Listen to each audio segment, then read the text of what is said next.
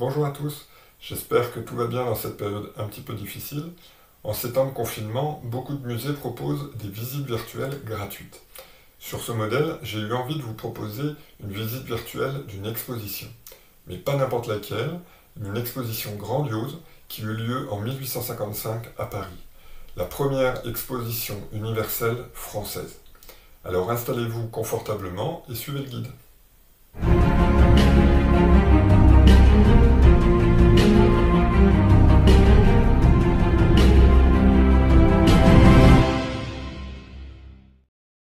16 mai 1855. Depuis la veille, l'exposition universelle de Paris voulue par l'empereur Napoléon III ouvre ses portes au public. C'est ainsi que votre voiture à cheval s'arrête devant le Palais de l'Industrie. Démarre notre visite. C'est là que l'inauguration a eu lieu la veille. L'exposition a été inaugurée par l'empereur lui-même.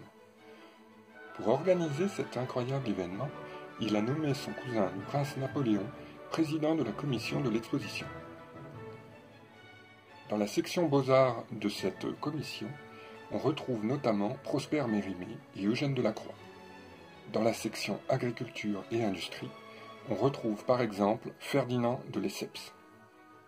Maintenant, franchissez l'arc de triomphe de l'entrée principale du Palais de l'Industrie.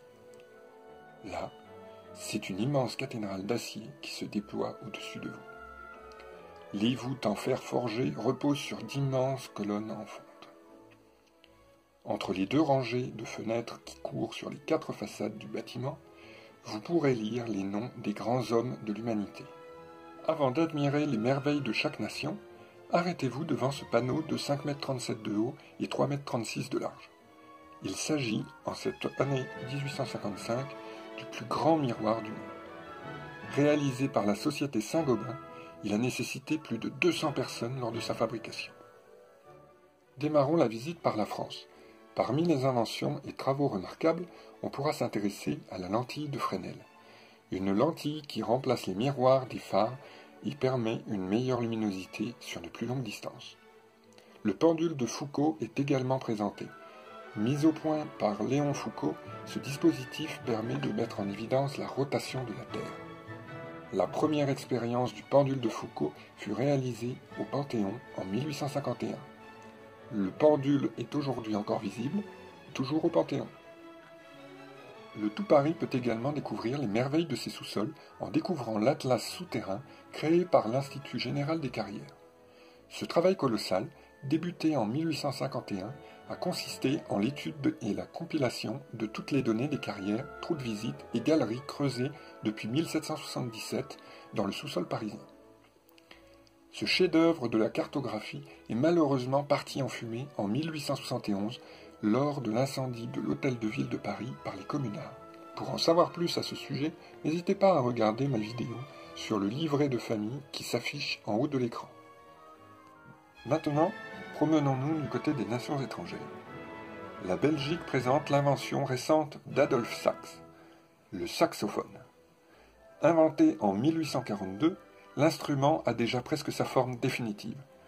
À l'époque, on l'entend principalement dans des orchestres d'Hector Berlioz ou dans des fanfares militaires françaises. Du côté de l'Autriche, de la Suède et de la Prusse, les premiers télégraphes électriques sont présentés. Certains permettent d'envoyer des signaux sur le même câble dans 2 directions opposées et seront largement utilisés dans les gares. D'autres permettent la transcription directe des caractères alphabétiques, l'expéditeur et le destinataire n'ayant plus besoin de connaître le système Morse. Dirigeons-nous maintenant vers l'annexe où les machines mécaniques sont présentées. Par manque de place dans le Palais de l'Industrie, il a fallu construire à la hâte cette annexe. Ce bâtiment, long d'1,2 km, s'étend le long de la Seine. Pour assurer la continuité de l'exposition, des galeries sont construites entre les 2 édifices en utilisant comme jonction le panorama, actuel théâtre du Rond-Point. Dans cette annexe se trouvent, au milieu des machines à vapeur, les inventions du monde agricole.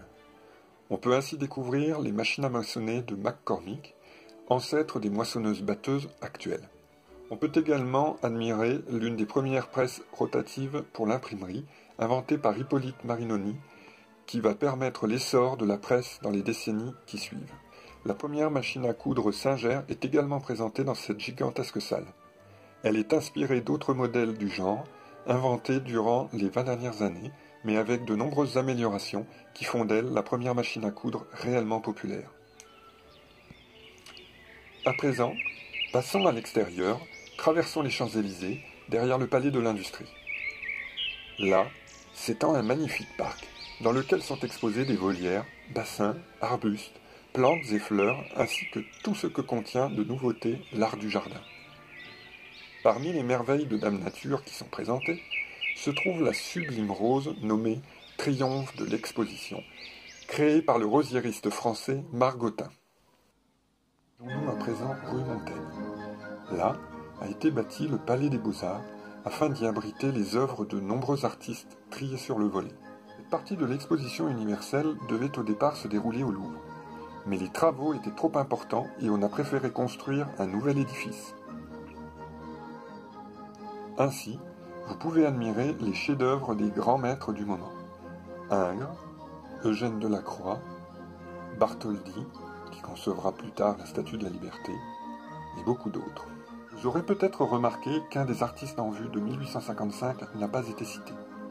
Gustave Courbet.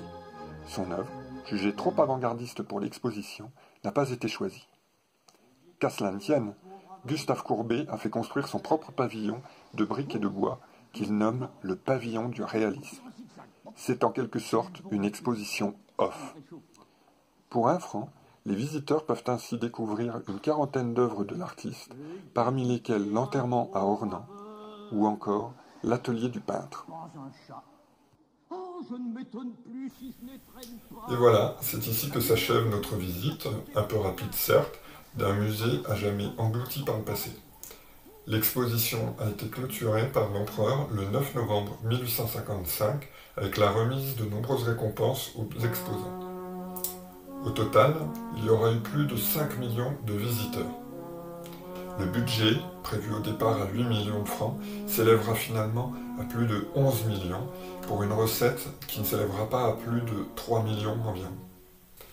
De l'exposition universelle de 1855, il reste aujourd'hui les œuvres du Palais des Beaux-Arts et du pavillon de Courbet, bien entendu, les sculptures du Palais de l'Industrie qui ont été transportées en bas du parc de Saint-Cloud. L'église Notre-Dame du Travail, quant à elle, construite en 1899, a été bâtie avec les arches et de nombreux autres éléments du Palais de l'Industrie qui fut démonté la même année.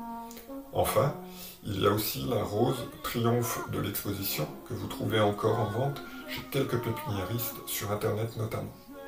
Pour aller plus loin, n'hésitez pas à visiter les merveilleux sites indiqués dans la description de cette vidéo et qui m'ont aidé à la concevoir.